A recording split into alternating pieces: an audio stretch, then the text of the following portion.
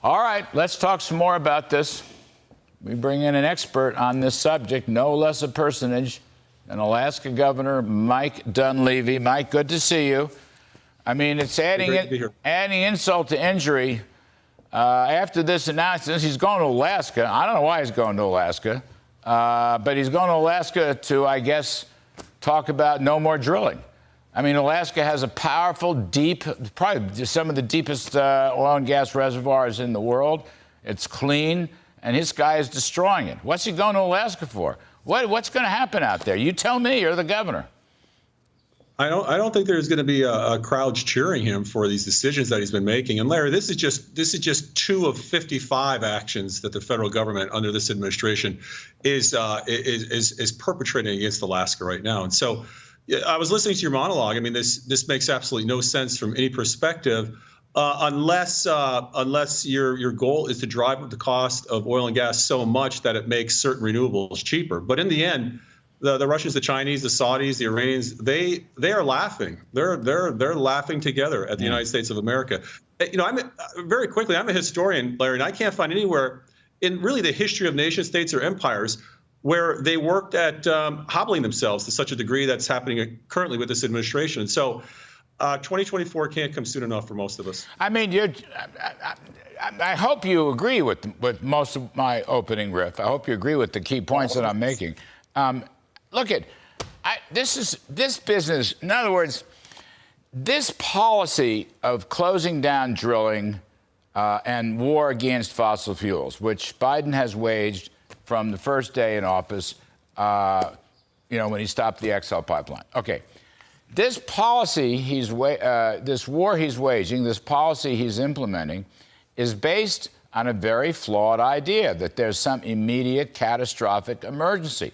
That's what's so important about this story that's only been covered by a handful of conservative publications, and now yours truly, that there's 1,600 scientists, including a couple of Nobelists. These are physics people, quantum mechanics people know what they're talking about, who keep saying there is no emergency. And in fact, some of the steps that Biden's taking, is actually going to be harmful. And it is going to damage the economy, and we should be relying on technology. This is stuff, this sounds like Bjorn Lomborg. I've heard this. It sounds like Steve Koonin. I've heard that. The point is, the policy is based on a flawed assumption. There is no catastrophic climate emergency. But meanwhile, he's destroying industries left and right, including your industry in Alaska. I mean, that's the point I'm trying to make, Governor Mike Dunleavy. Well, I think it gets worse, Larry. If he really believes that this somehow helps the climate, why is he sending it overseas for development to occur overseas where there's no environmental protections? I mean, for example, China's putting on more coal plants, I think, than they have in the years past. Why? To produce cheap electricity. Why? To build more solar panels. In other words, there's this bizarre cycle going on in which we lose out with revenue, jobs, a lower cost for energy. And our foreign adversaries gain constantly with every decision that this administration makes.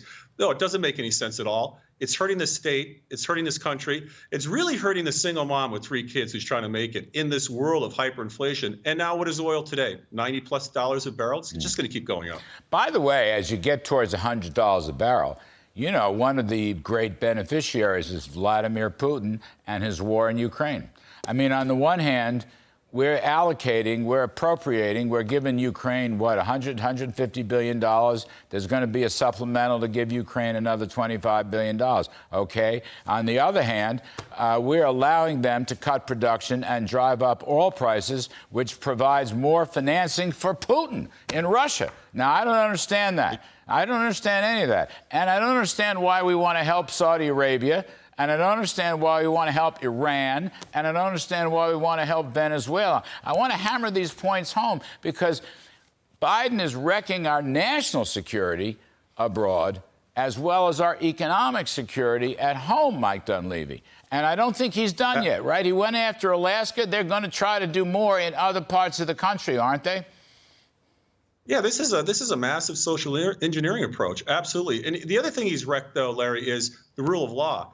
This was an act passed by Congress. Yeah. This was not a decision made by an agency. This is a law that was signed into law by President Trump in 2017. He's ignoring the law in order to pursue this agenda. It's wrong. No matter any angle you look at it, it's a terrible.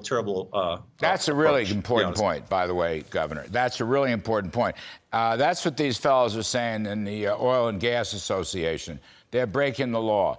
Congress passed a law mandating these leases, and you're right, President Trump urged the law, and then he subsequently signed it into law, and they're just willy-nilly breaking the law. This is like what they've done with student loans, or this is like what the EPA is doing. They ignore the law. They ignore Supreme Court decisions. Maybe they don't speak English. I don't know what it is about this crowd. He can talk about defending democracy and the Constitution, but he won't abide by the law, Mr. Dunleavy, and I think that's a real big problem.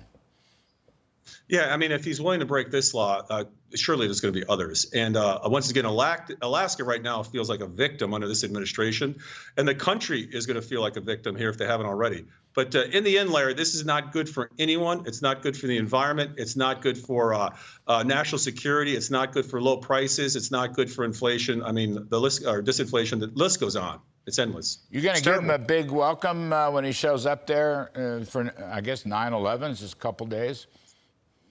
If we get a chance to get together, I'm going to have a very robust discussion with President Biden. Absolutely. And you're a lot taller than he is. That's going to give you some. That's going to give you some leverage, a little bit. How tall are you? You're about 6'6", 6'7". 6'7", Larry. But it's a big state. You know, you have to have a big governor, I guess, in a big state. So. I love it, Governor Mike Dunleavy. A little humor in an otherwise insane story. But thank you, sir, for coming on the show. We always appreciate it.